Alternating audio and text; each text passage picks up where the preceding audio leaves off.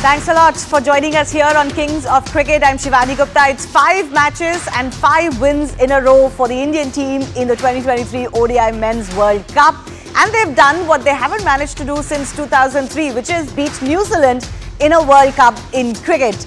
India winning by 4 wickets in the end. King Kohli once again coming good in a chase. Couldn't quite get to his record equaling 49th ODI ton. But those 95 runs were worth their weight in gold.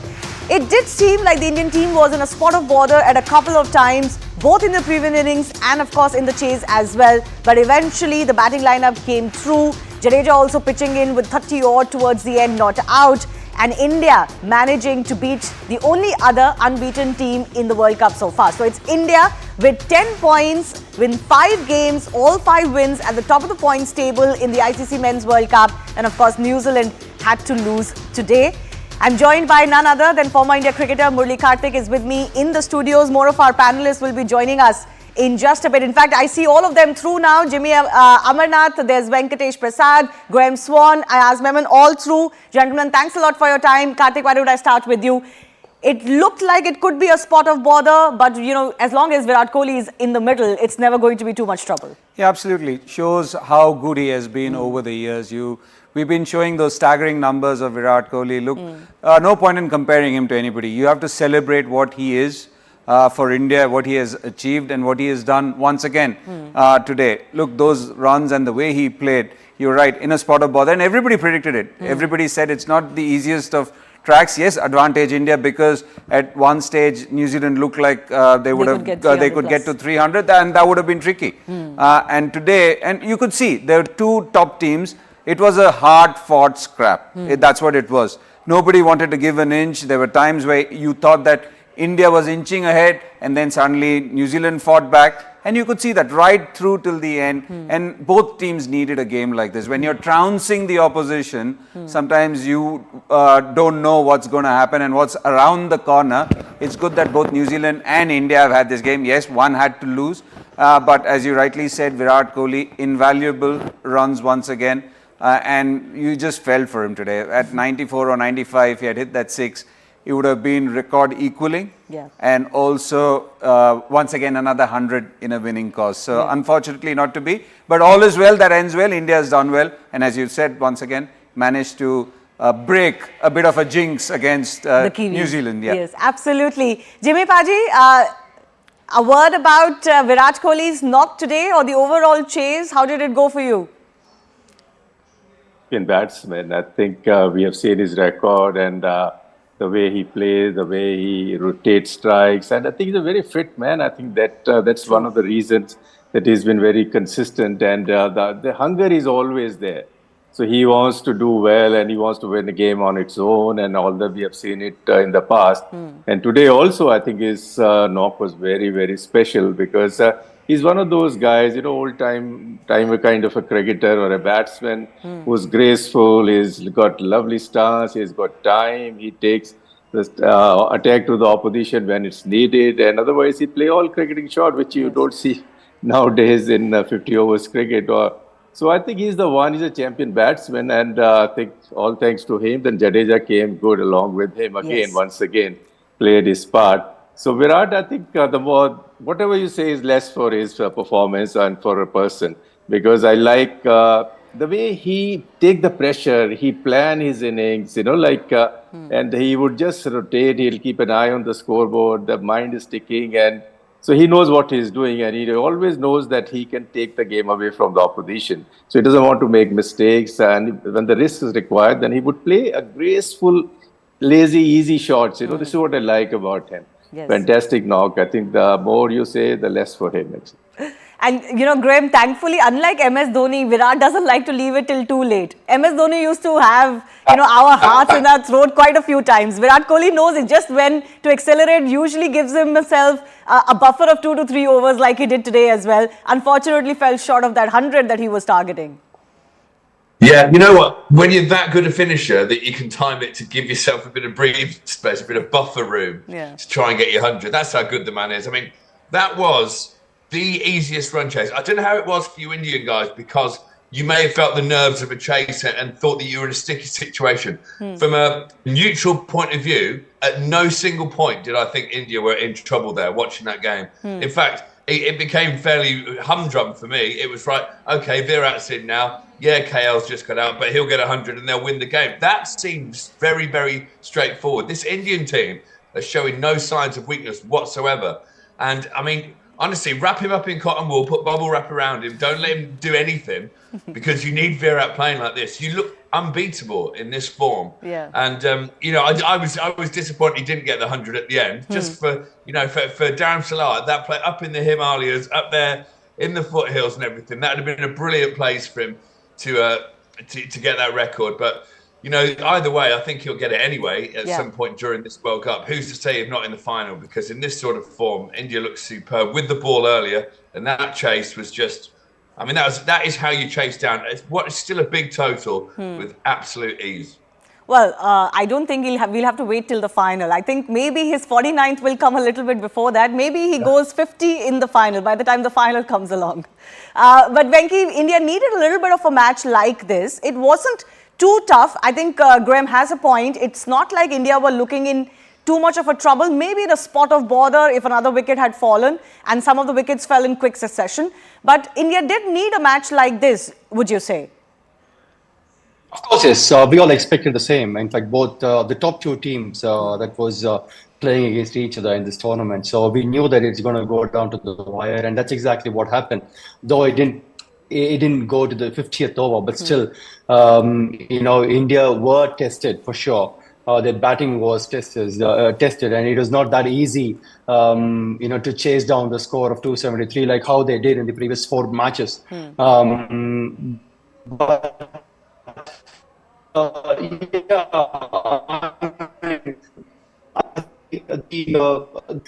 they're more mature. They know what to do in a given situation. I think that's what this you know, the whole batting unit looks like. Even if somebody gets out, somebody steps up, somebody else steps up, and they know how to assess what to do in those situations. I think that's exactly what's. But probably, I think going forward, maybe one of the matches, if Rohit Sharma gets to win the toss, they should test themselves and by batting first and putting up a score and challenge their bowlers in terms of whether they're able to or they're capable of defending the score or not. Yeah, like I was saying in the previous show as well, you know, the only one thing that hasn't been tried against this Indian side this time around is putting them to bat first or them electing to bat first. Even in a couple of matches where Rohit Sharma lost the toss, they were actually not put in to bat first. I asked overall consummate performance, is there any spot of bother for this team at all? Or do you think that this team is head and shoulders above anybody else as far as this competition is concerned? I think going by their current form and the performances that they put in, including today, you know, as Graham mentioned, that without breaking into a sweat, they got home. And it was good that they got Jadeja in the middle for a fairly long period of time. That partnership, you know, you needed that. I think they took a bit of a risk considering their original strategy that they didn't have batting till number 8. But it's worked out well because Shami came in with a 5-wicket haul. You know, that's created a dilemma of its own. But that apart, I think this team is looking, you know, fit for all conditions and all pitches. Now, obviously, you have to guard against a stumble in the knockout stage, which is what has been happening in 2015, 2019. When you look at the 3 World Cups so far, I think India has lost overall, 3 matches? 2 in 2019 and 1 in 2015. That was in the semi-finals. So it's been a terrific run. It just shows the quality and caliber of the players, some of whom are, you know, still there, Rohit and Virat and Shami. But you know, it's just they look irrepressible, unstoppable at this point in time. Karthik, when the team is in a mode like this, does the team do any thinking about contingencies, about the fact that, okay, if the worst was to befall upon us, you know, how are we going to respond? Or do you just ride the wave as long as it continues? Because nobody can really catch that wave, nobody can really control that wave. Look, it's tough to talk about these things, to be very honest. I'm pretty sure in team managements you do, I'm talking not about the team per se, but behind closed doors, the likes of Rahul, Vikram Rathore and the rest might be keeping in mind, or Ajit Agarkar might be keeping in mind if there is any emergency, but I don't think you actually want to talk about it in a team meeting with everybody. But having said that, look, we shouldn't be thinking of blocks or speed breakers. The reason why I say that is you think of the Australian side in 2003, they just kept decimating everybody and they beat India twice to win the finals. So you don't, this Indian team can actually replicate it, because right from the start of this tournament, all of us have been saying there are hardly any holes. Yes, the odd game you are going to be tested. The odd game you are going to be in a bit of a strife, and that's where strong teams come out. We saw that against Australia, 2 for 3, and then Virat Kohli and KL Rahul played a stellar knock to take them home. Again today, maybe as you said, look, 104 runs required. It was not as if the difference between runs and balls was too much. But again, a couple of wickets, and then India was again, if they had lost Virat Kohli or a Jadeja at that point of time, it could have been slightly different. But then the confidence which it's riding, maybe that's what they are riding, the wave of confidence. They know they can trust the man coming next, because everybody is in form, everybody is rallying around each other, and you just think positive. In a mode like this, you don't want to get any negatives in your head at all. No negatives at all. Just ride the wave, just keep playing positively, and just keep backing yourself. Yeah.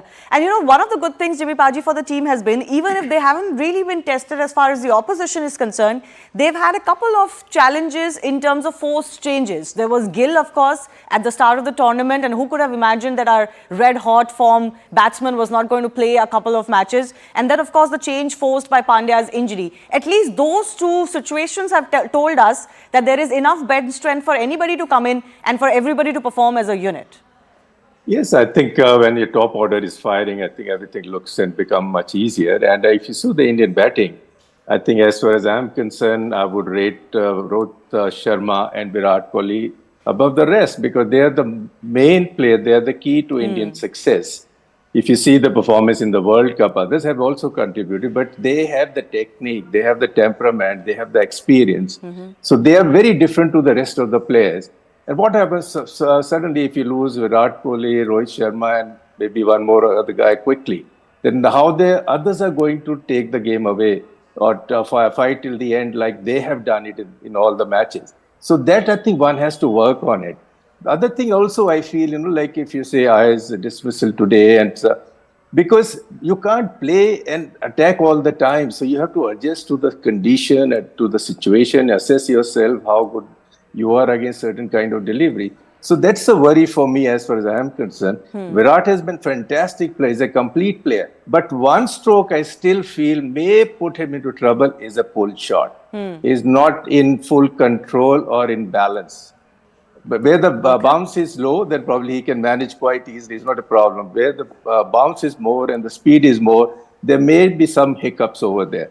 But so far, so good. India is playing well. They're playing brilliantly. But I think there's still some homework to work on. Okay. You know, the thing is that you sometimes get a feeling from athletes or from team that they are in the zone, that much coveted zone that athletes talk about. And this team certainly looks in that zone. We'll talk more about the performances, including Gill at the top of the order, who's become the fastest to reach ODI 2,000 runs. We'll talk more about that and more after a very short break.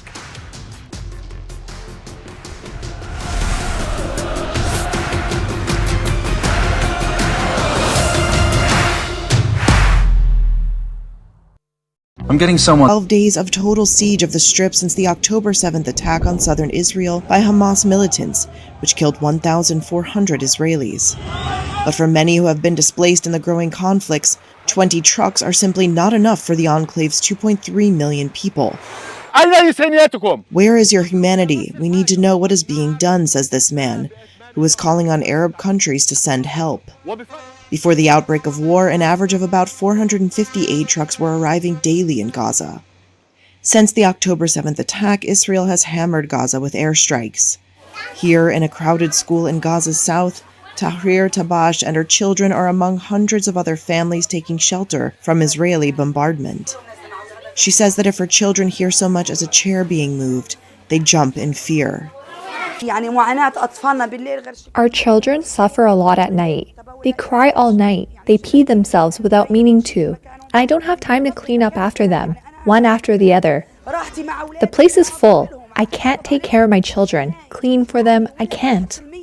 There is not even 1% of a good, healthy, and safe life for a child. There is no safety. If we don't die from war, we will die from epidemics and diseases. More than 4,000 Palestinians have been killed, including hundreds of children, and 13,000 wounded in Gaza, according to the Palestinian Health Ministry. The United Nations says more than 1 million have been made homeless. There are no safe bomb shelters in Gaza, where over 50% of Palestinians live in poverty. In Egypt, Arab leaders condemned the siege of Gaza at a summit convened hastily to find a peace settlement. But the absence of Israel and senior U.S. officials at the meeting undermined any prospect for halting the escalating war.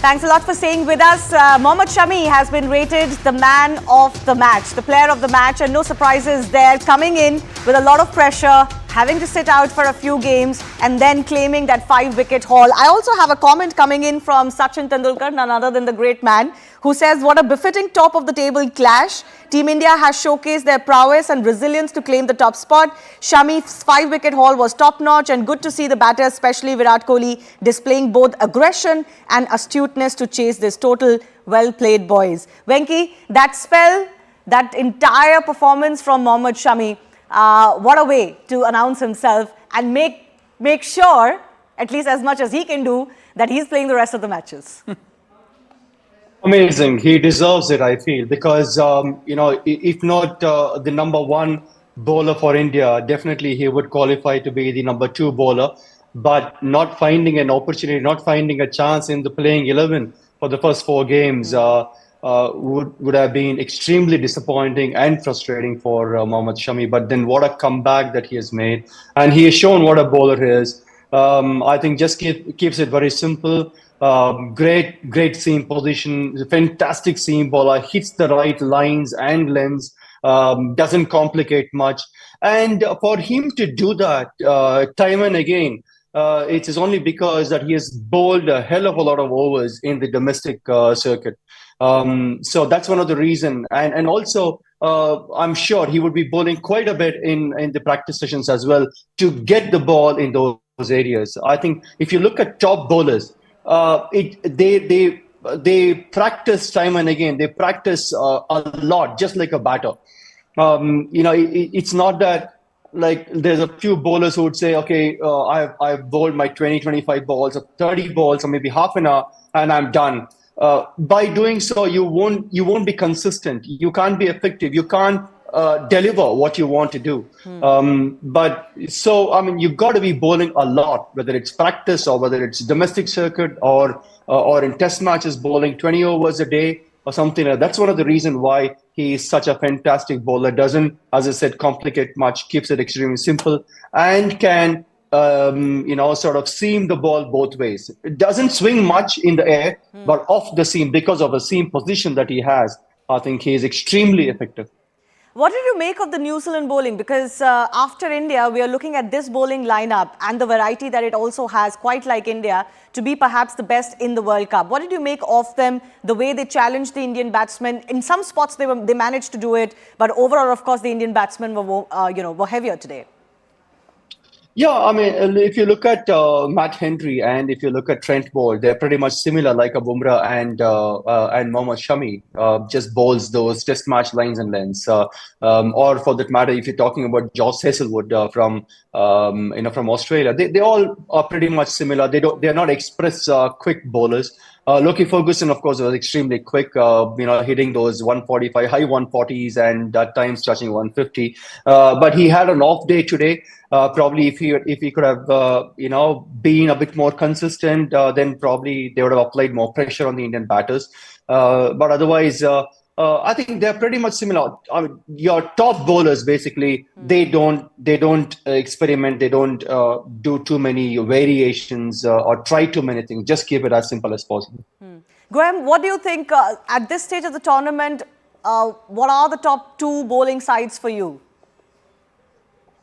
Much just been on display today, New Zealand and India. In fact, each time on your little rolling screen there, when the table comes up, it's getting more and more painful to see how far away England are from the top of that table right now. Yeah. I think we saw a very good, very impressive World Cup winning bowling unit today in India. I said this earlier, the fact that opposition are getting in positions where they could go on and get a monster total, and they're just being screwed back. They're being pegged back by the spinners, and the death bowling for India is second to none. New Zealand, when they were looking for answers, looking for wickets, they came up with the odd one, but couldn't get that massive breakthrough and open up the India innings. So I think the Indian bowlers are complementing the batsmen perfectly at the moment. And so I'd have to say, I mean, I think India are leading the world in all areas right now. Maybe not the fielding, because Santner's fielding was sensational, and India did drop catches. Maybe that is your weakness. A couple of drop catches today that may cost you further on. But if that's your only weakness, that's a very good place to be in. No, even in that department, as one would argue that this was an off day for India. India generally feels much better than this. Absolutely. And Ravindra Jadeja dropping a catch, which otherwise you would pocket, 99 times out of 100. So, I mean, they did have a bit of an off day, but I share what Venki has said and also what Graham has said, and Karthik has been saying for a while, that, the bowlers, there's so much attention on Kohli's 100 and Rohit Sharma's fantastic batting, the kind of tempo he sets up at the start. We forget that the bowlers are doing a magnificent job. Yes. Actually, we won a lot of these matches because the bowlers have done well, including the first match when they kept Australia to 199. We chased it down after a stutter, but it was the bowlers who gave you that opportunity. And even today, I thought New Zealand looked good for about 310, 315, maybe 320. But then the last 15 overs, I think they just went for what? Just about 100 or maybe a little fewer than that. And that kind of brought India firmly back into the match.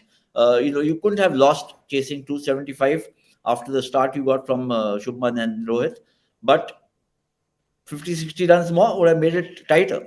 No, absolutely. I think I remember there were 200 in 36.1 overs, Karthik. So after that, they only got about 73.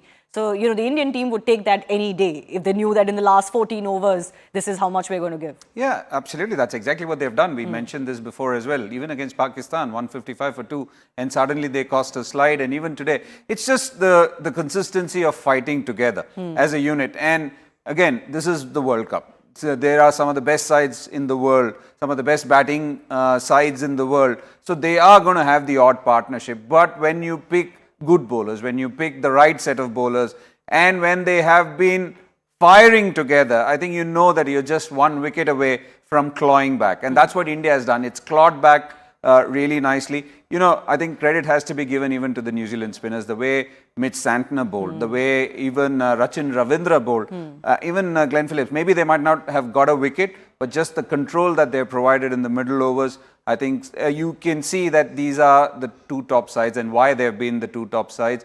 Look, they've had injury concerns. We have had our own injury concerns. Shubman, Hardik not there. Kane Williamson not there. One of their pillars of strength. So I think the teams have done well. It's been a good game to watch. And as I said before, both teams needed this. So in that sense, we've been talking a little bit about how so much focus is on the batsmen. But finally, it must feel good that the bowlers are winning the player of the match. It's always the tournament. The tournaments are always won by bowlers. As I said, there are, who's it? Venki, myself, Swanee, even Jimmy Pa bowled a lot. So I think we're all labor class here. We're all fighting for our rights for a long, long time. Jimmy Paji, good to see the bowlers, really coming to the party for India, because so much focus is on the batsmen and they're getting the man of the match. Because I remember in one of the earlier matches, there was a bit of contention whether Rohit should have got it or Bumrah should have got it. Any day the bowlers, any day. Jimmy Paji, any word of caution as far as this team is concerned, or do you think they should just kind of keep their eye on the ball and just take it one match at a time? No, they're playing very well as a unit. I think they have covered all departments of the game. I don't think they have to worry. And they have to just carry on this form, once they go up to the semi-final. I think that according to, as far as I'm concerned, the real tournament starts when you have the top 4 teams over there. So India is more or less there in the semi-finals already. And because when you get into the knockout stages, it's like do or die situation. It's not that you do something different, you play in a similar fashion and all that. But I think one mistake over there can make all the difference. So I hope this form continues. Virat keeps scoring runs, Rohit keep blasting the bowlers, in the initial of the innings, and others also getting runs, and my main guy Jadeja performing all the time. Yes. So I think I think the wickets are very, very important wherever they play, the venues. I think wherever we play on a slower track, I think you can't beat India. That's for sure. That I'm 100% sure. They cover all departments over here, whether batting, fielding, bowling, anything like that. So I think the real challenge comes when you play a team like South Africa. Probably they have a good pace attack. Maybe Australia again, if you meet in the semis or something like that. Then the real challenge comes over there. But No, I think at the moment, at the moment, everything is good and they're playing brilliant cricket. No, you're right. When you mentioned about how few matches India has lost over the last 3 World Cup campaigns, it also is a painful reminder that despite being dominating teams, we actually did falter as far as the knockout matches is concerned. You know, this team doing so well, everybody keeps thinking about, if they're going to are they peaking too soon? Will the law of averages catch up with them? And will they eventually start out in a knockout match? I mean, look, as Jimmy says, it's a do or die situation in a knockout game. So, I mean, you make one error, it can cost you very heavily. You have one bad session of play like it happened in 2019 against New Zealand. 1 half hour where we lost a few wickets at the top, and that was the end of India's aspirations to win that World Cup. So, and in 2015 we lost to the ultimate winners. I mean, Australia were in tremendous form in that tournament, and they beat us in the semis. So, I think, look, reaching the semis is the first objective. And not the only one. How you play there, and you have to keep your wits about you. It's temperament which matters as much as your talent and your skill. How you play out sessions, brief periods of time, maybe half an hour, 1 hour. One great catch, one run out can just swing the match around. So I think that's where you have to be very alert, and that's when you really need to play to your potential as a unit, as a collective unit. No, absolutely. I was mentioning about Gill. Let's not forget about him. He was referred to as possibly the heir to Virat Kohli earlier in one of our shows. Goem, fastest to 2,000 runs. Do we have the heir to Virat Kohli already? So anyway, just enjoy Virat Kohli while you've got him, and then worry about his Padawan apprentice when he comes along. You've got so many players who could be the next Virat Kohli. In 2 years' time, we'll be talking about another young gun who's suddenly popped up from the IPL. So as you are at the minute, between Sky and Shubman Gill, you've got two of the Anish and Kishan, maybe. You've got 3 of the best players in world cricket. So one of them will be looking at Virat's record and thinking maybe one will dare to believe. I've missed out Shreyas Iyer as well. I mean, come on, you're sport for choice. Anyone who looks at Virat's record and is intimidated by it in India, rightly so, should be intimidated. But there'll be one guy there who looks at that and thinks, I'm going to beat that. I want to take that out. I want to get 60 hundreds in that many games. Someone will probably do it. But as for now, Virat Kohli is and has been for a long time the best player in the world. So just enjoy him. India, enjoy him while you can.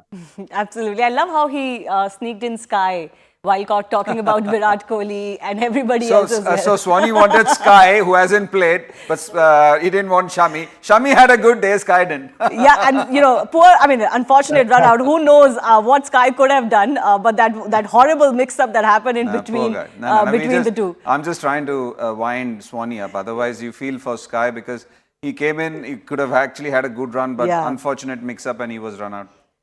Yeah, so, Venki, in fact, Jimmy Paji, Venki, before I come to you, Jimmy Paji, the question I wanted to ask you was, and we were discussing, Karthik and I were discussing, India has that knack of producing some of the most sublime batting talents. Why do you think that is? No, I think it's the coaching pattern which we have at home. I think when we are young, I think you are always suggested to do certain thing technically right, whether it's your stars, whether you're grape or anything like that. So then you learn with experience. And so if you have a good mentor or a coach with you in the younger age, I think that helps. And, it's something like, so for example, Sunil Gavaskar, like he learned straight drive playing in streets because he knew that if he would play straight, he would get 4 runs in the sidewalls, in Bombay and Gully and all that when you play. So certain stroke you learn in a very young age, and then you carry on from there. And you learn with experience, and wherever you play. See, one thing is for sure, I think all the Indian players, not only the 15 we have, even the domestic level, that we all play very well in India. So I think as far as I'm concerned, the complete player who goes and perform in a similar fashion overseas. And then you can only talk about few names, not all. So I think this is what they have to learn over the period of time, maybe whether the technical part or maybe the composure, maybe the pressure, how to handle. And I think you can learn from anybody. You have to remain a student of the game. You cannot be a master. There's only one master in cricket, that is Sir Donald Bradman, nobody else. Okay. All right. It's called the Shivani. It's called the gold mine effect, actually.